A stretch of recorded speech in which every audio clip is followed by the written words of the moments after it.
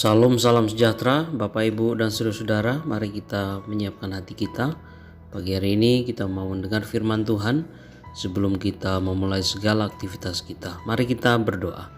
Bapa di surga, terima kasih, kami bersyukur karena Tuhan baik bagi kami sekalian. Pagi ini ya Tuhan, kami kembali bangun dalam keadaan baik. Itu semata-mata karena kasih sayang Tuhan.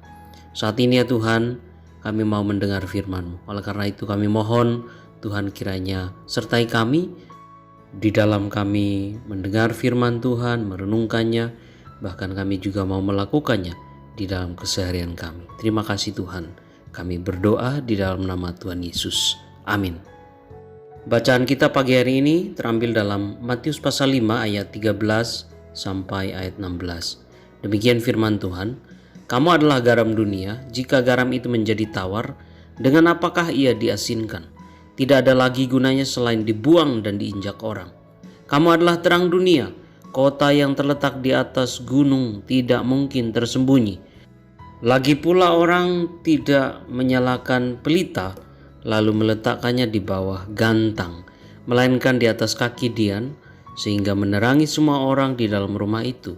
Demikianlah hendaknya terangmu bercahaya di depan orang, supaya mereka melihat perbuatanmu yang baik dan memuliakan Bapamu yang di surga. Demikian firman Tuhan. Saudara yang terkasih dalam Tuhan, Injil Matius pasal 5 ayat 13 sampai ayat 16 ini adalah bagian dari khotbah Tuhan Yesus di bukit. Dalam Matius pasal 5 sampai dengan Matius pasal 7. Khotbah di atas bukit berisi pengajaran Tuhan Yesus kepada murid-muridnya. Dalam pengajaran itu Tuhan Yesus meneguhkan para murid sebelum mereka menjalankan tugasnya masing-masing.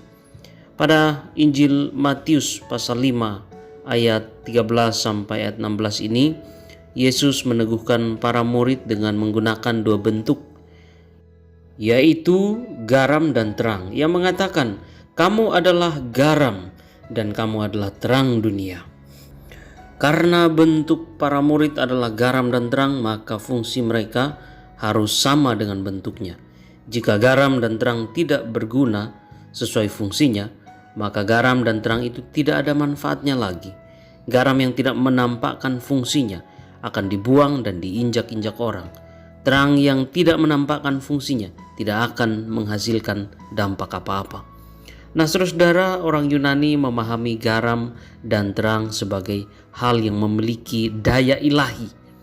Karena pemahaman itu, orang Romawi membuat ungkapan, tidak ada sesuatu yang lebih berguna daripada matahari dan garam.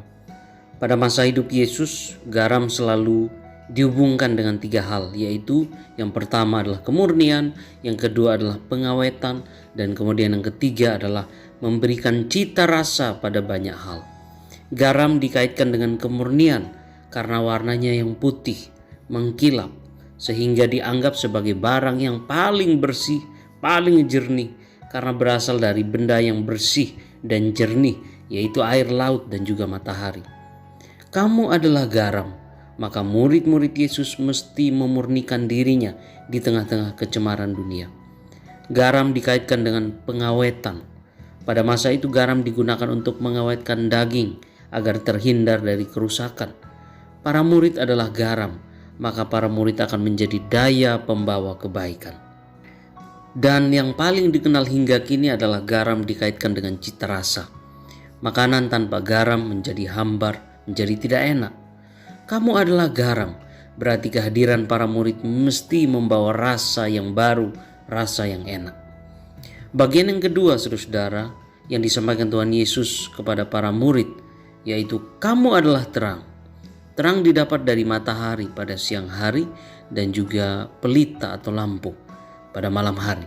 Di malam hari biasanya sebuah rumah memakai sebuah pelita untuk penerangan. Karena itu di malam hari rumah sering tidak kelihatan atau tidak terlihat dari luar, karena biasanya hanya menggunakan satu pelita dan pelita itu terletak di dalam rumah saja. Pada zaman itu orang-orang Yahudi selalu berbicara bahwa Yerusalem yang merupakan pusat keagamaan orang Yahudi adalah sebuah terang bagi bangsa-bangsa lain. Artinya bangsa inilah yang memiliki pelita itu. Tetapi apalah artinya jika pelita itu hanya diletakkan di dalam rumah? Inilah kritik Tuhan Yesus pada konsep bangsa Yahudi. Mereka punya pelita tapi hanya digunakan di dalam rumah, sehingga di luar rumah pelita itu tidak nampak. Perkataan Tuhan Yesus, demikianlah hendaknya terangmu bercahaya di depan orang supaya mereka melihat perbuatanmu yang baik dan memuliakan Bapamu yang di surga. Itu merupakan harapan Tuhan Yesus pada para murid supaya mereka yang adalah terang dunia itu tampak dalam kehidupan nyata. Selain itu, saudara-saudara, terang memiliki fungsi yang lain dalam kehidupan sehari-hari, seperti membimbing yang berjalan dalam kegelapan, memberi peringatan. Kamu adalah terang, menunjukkan peneguhan bagi para murid bahwa mereka adalah pembimbing dalam kegelapan dan pemberi tanda bagi yang membutuhkan petunjuk-petunjuk dalam hidup. Hidup seperti garam dan terang disebut oleh Tuhan Yesus dengan perbuatan yang baik. Perbuatan baik bukan sekedar tampak baik, tetapi kebaikan yang bermutu. Bahasa Yunani menyebut perbuatan baik itu dengan agathos, yaitu sesuatu yang baik mutunya. Dan juga ada kata kalos, sesuatu yang bukan hanya baik, tapi mempunyai daya tarik. Nah, saudara, kebaikan para murid Yesus harus membuat seluruh kehidupan dunia ini menjadi lebih baik. Kiranya firman Tuhan pagi hari ini boleh menjadi berkat bagi kita semua. Amin.